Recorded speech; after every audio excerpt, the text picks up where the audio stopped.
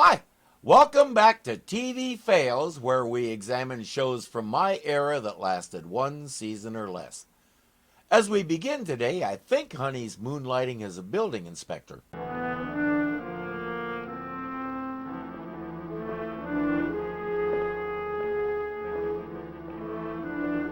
Wall looks okay, picture's straight, all doors seem to fit properly, trim is okay, though a little dirty, but what's this? Okay, that looks like some kind of water dispenser, so I think somebody's getting ready to pull a prank.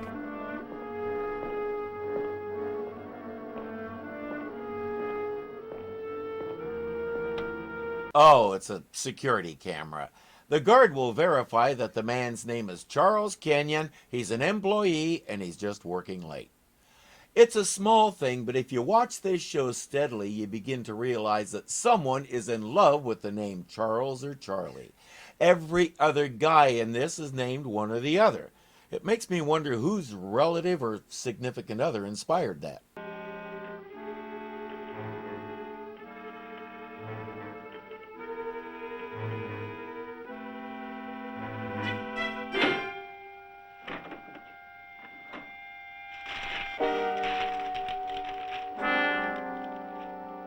Sam watches Mr. Kenyon start photographing those plans, which is why the West Detective Agency is here. Industrial secrets have been walking out the door of this place with alarming regularity, and the bosses want to know how and who's doing it. Now they have their man, which is where Honey comes in.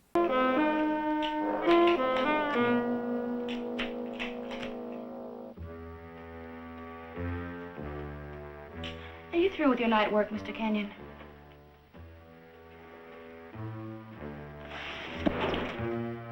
Sam can see what's coming, and this guy moves awfully quick for your basic middle-aged pen pusher.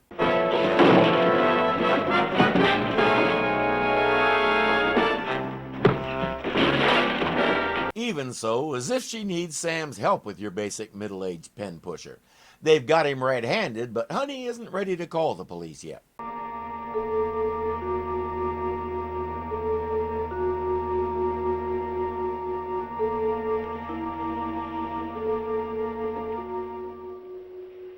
What are you doing here? Who are you? He has no idea how he got to his office or what he was doing there, or that he just tried to strangle Honey. It's clear he's been drugged or something.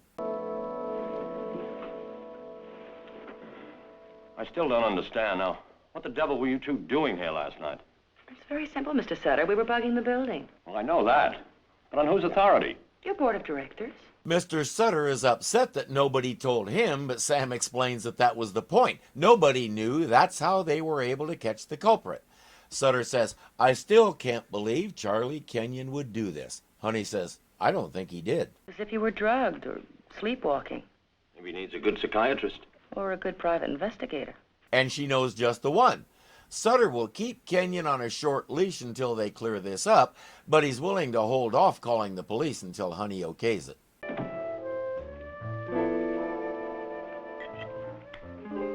Nice microphone. Do you record all your boss's conversations? Company policy. We have to keep a record. Coffee breaks must be a lot of fun around here.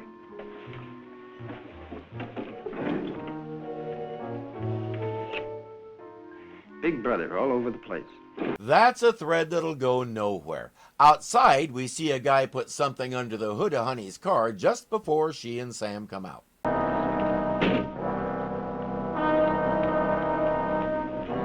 Such a pity. Trapper John was once a brilliant surgeon keeping soldiers alive during the Korean War. Now look how far he's fallen. Around this time, Wayne Rogers was having a difficult time finding enough steady rolls to keep food on the table. And then came MASH, which made him a household word. I probably don't need to say much more than that. Our man reports to someone that in 10 minutes, Honey West and her car will be history. She wants to go check out some other companies to see if they've had any trouble with leaks.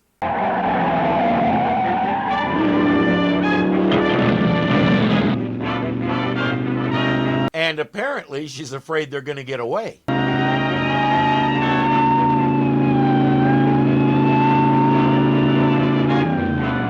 he's getting a ticket. Well, this cop is young and probably virile, so may as well try and work him a little. Sergeant. Don't promote me, ma'am. I'm just a little old motorcycle patrolman. Well, I'm just a little old first offender. Now, you don't want me to have a black mark on my record, do you? No, ma'am, I certainly wouldn't. But I've got a very gung-ho nose, and I still smell the rubber burning. I can honestly say that I have never heard the expression a gung-ho nose before. He may not be quite as virile as she thought because her feminine wiles aren't working on him. I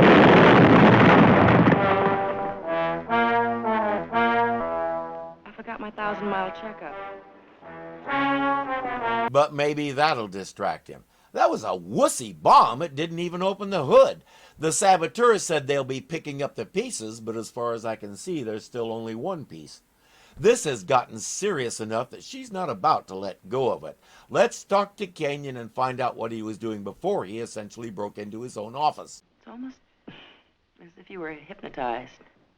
Have you ever been hypnotized? Well, it's funny that you should mention that, because just a few days ago I received a special invitation in the mail. It was part of some kind of promotional publicity stunt for a nightclub. They said there'd be free drinks, dinner, entertainment. The entertainment was, you guessed it, a hypnotist. Now, for my final experiment. We are in the Amazon rainforest, and it's hot. Very, very hot. I wouldn't be surprised if the temperature is 120 degrees. And then suddenly it's super cold, the usual fare for a stage hypnotist. Except she has a habit of quietly giving post-hypnotic suggestions like the one she gave Kenyon. Go do the thing and forget it all happened, even forget you had a conversation with her. If you've ever been under hypnosis, whether at a stage show like this or in private therapy, prepare to be annoyed. When I lived in Powell, Wyoming, one year a hypnotist came to the county fair. By the time he left, he said I was one of the best subjects he ever had. He had me talking to the president on my shoe, trading butts with some girl because ours got mixed up, all kinds of goofy stuff, and it was fun. It was fun because the whole time I was aware of what was happening. That's how this works. This is one of our invitations, isn't it? Yes, is something wrong? Oh, heavens, no. I just want to leave some cigars for your husband. It's part of our get-acquainted policy. Oh, that's very nice. Which one is he? The one on the end. I don't know why you're all so hot. We're in the North Pole, and She reports to Sam, and he'll keep an eye on Mr. Tyler. Pardon me, sir. You don't happen to have a light, do you? Oh, yeah, sure.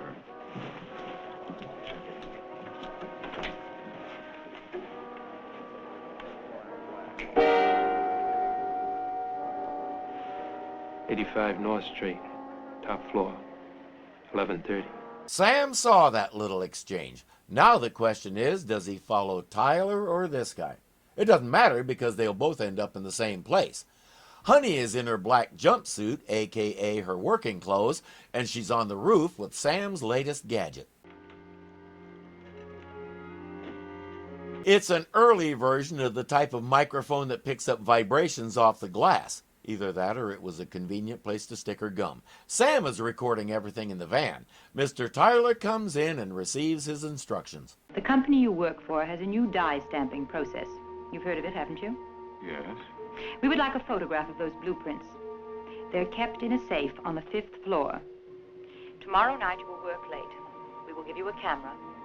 And when everyone has left the plant, you will photograph those blueprints. Is that clear? For all the martial arts training she has, you'd think she'd be a little less klutzy. As I said, I've been under hypnosis. I talked with the guy afterward about the experience, and he verified everything I'm going to tell you. Hypnosis builds on your imagination. That's why I was such a good subject for him, because you've probably noticed that my imagination tends to be off the charts. Many of us who grew up as only children are that way, because since there was nobody else around to do things with, we had to be comfortable inside our own heads. To this day, I usually have some sort of narrative playing out in here, and it could be anything. Hypnosis frees that imagination. This guy told me I had a long rubber nose, and the next thing I knew, I was having a great time playing with it, even though the back of my mind knew there was nothing there. Then he came over to me and took hold of it and started going like this. And when he went like this, the whole place fell apart laughing, and I joined them because I knew what was going on. Hypnosis has been known to help people with things like quitting a bad habit, but it can't do stuff like this woman is doing. Now, when you have taken the photographs, you will bring the camera back here, and then you will forget everything, even that we've met. Won't happen. Hypnosis can't do that. Post-hypnotic suggestions are a thing, but they're just that, suggestions. If one goes against your better judgment, it won't have any effect on you. And as a rule, they only last a couple of hours and then they wear off. In my case, every time this guy blew into his microphone, I jumped out of my seat because it got impossibly hot. And every time he said Park County Fair, I jumped up and yelled, "The British are coming!" Afterward, my wife and I went back to a couple more of his shows. In the one he did about an hour later, those things were still working, and it gave my wife great amusement. But after about 3 hours, they were gone. That's how it works. Meanwhile, our man Jerry is slipping up to the roof to see what that noise was. You looking for me? All right, lady, hold it right there. Look at that. One person in the world with a gun has the good sense not to let the other person get within reach. We ought to talk this over. Nothing to talk about. One question. How do you know I'm the right girl? Because I tried once before. You know, and if at first you don't succeed. I may have spoken too soon.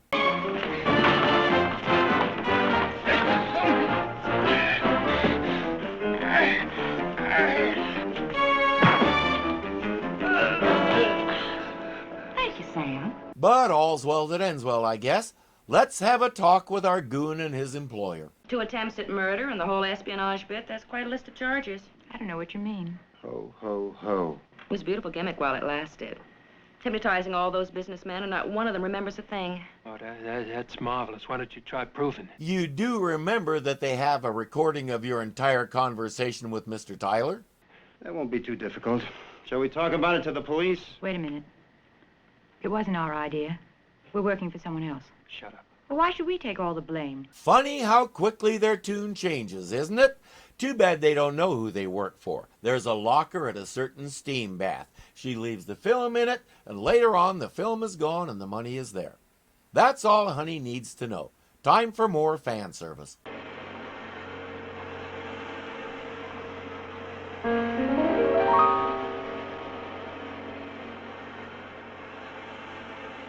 As I said, after she watches a woman make the exchange, it gets even steamier.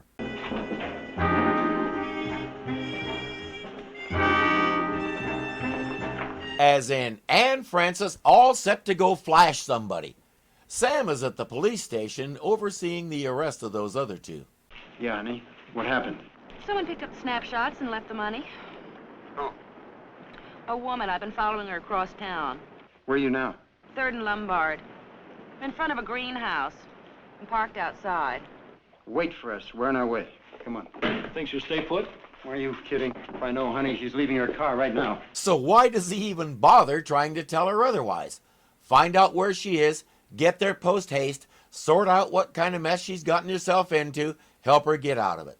Steps A, B, C, and D for working with Honey West. Speaking of Honey, she watches the woman take off a disguise and conceal the film into the bottom of a flower pot.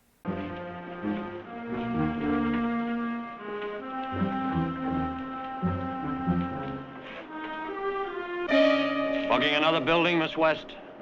Mr. Sutter. At your service. You didn't really think it was going to be somebody new, did you? That would violate every rule of 60s television. Interesting front. Your friendly neighborhood greenhouse. Well, I'm glad you approve. Have you, seen our filing system? No, I haven't.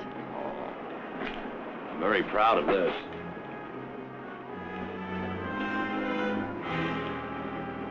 The greenhouse ships all over the country, so nobody is the wiser. It's an elegant operation. Honey's impressed. It's a shame she'll have to destroy it. What are you going to do now that I've caught you with your plants down? Well, the ocean is a good place for secrets, Miss West. I think we're going to take a nice drive. He goes to get his car and gives the girl the gun. Honey pulls out her compact and says, I'm sure you don't mind if I powder my nose while we wait. Suppose I leave while your friend's outside. I wouldn't advise that. How close are we? Not far. Turn on your siren. Well, why warn them? Might give Honey something that she can use. Now turn it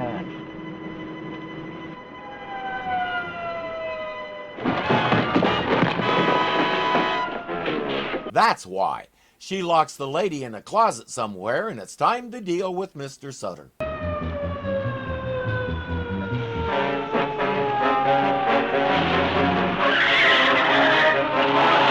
That's not the best way to deal with him.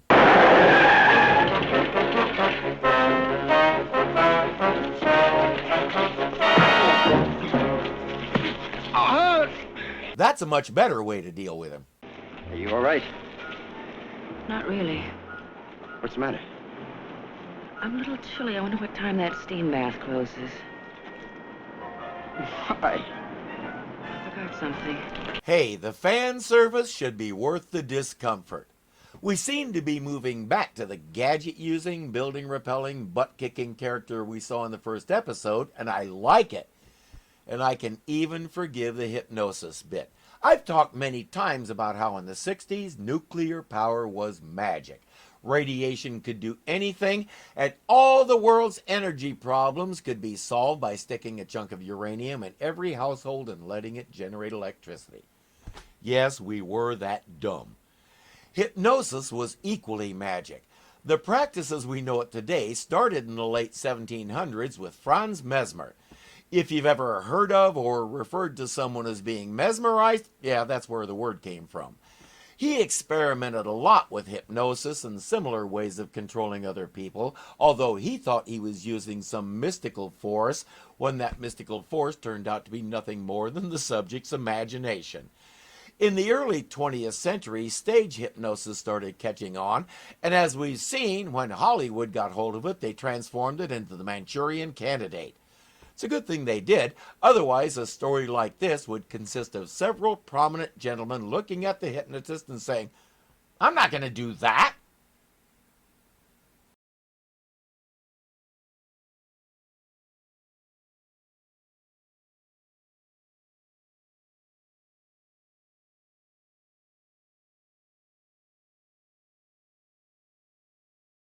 Why the West Detective Agency is here. Industrial. Yeah, She wants to go check out some other companies that work on secret stuff and see if they've had any trouble with leaks. That was awful. Many of us many of us is not one word. Okay. And then when he did this, the whole gap. Okay. If you've ever heard of or referred to someone as being,